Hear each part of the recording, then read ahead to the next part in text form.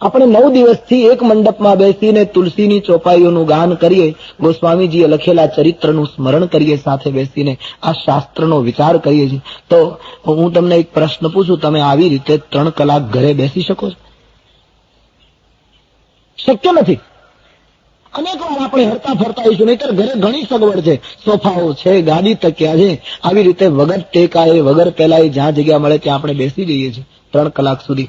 આ કોઈ વક્તાની વાણીનો પ્રભાવ નથી, કે આ મંડપનો પ્રભાવ નથી, કે આ પેલાનો પ્રભાવ.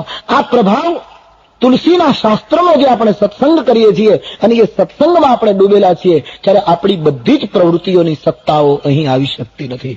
આપણને બધું ભૂલાવે છે.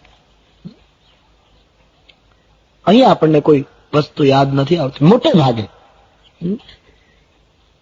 જે રીતે કથાઓમાં આપણે બેસી શકીએ છીએ એ રીતે ઘરે નથી બેસી શકતા 3 કલાક.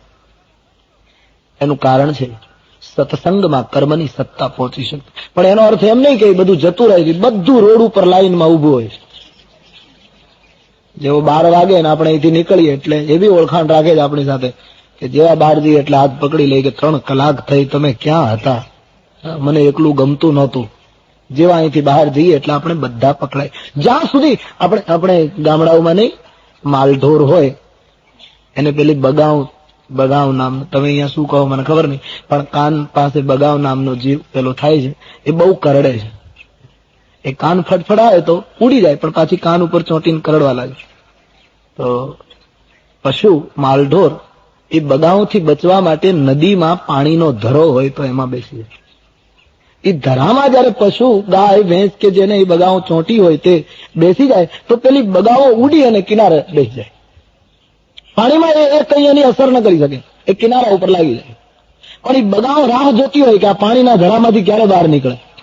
એ જેવું પશુ પાણીના બહાર નીકળે એટલે તુરંત બગાવ.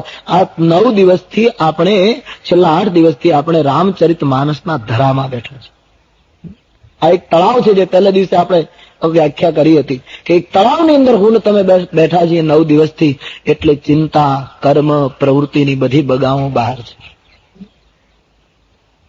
સત્સંગ જેટલો પ્રબલ એટલું એ બધું દૂર રહે છે.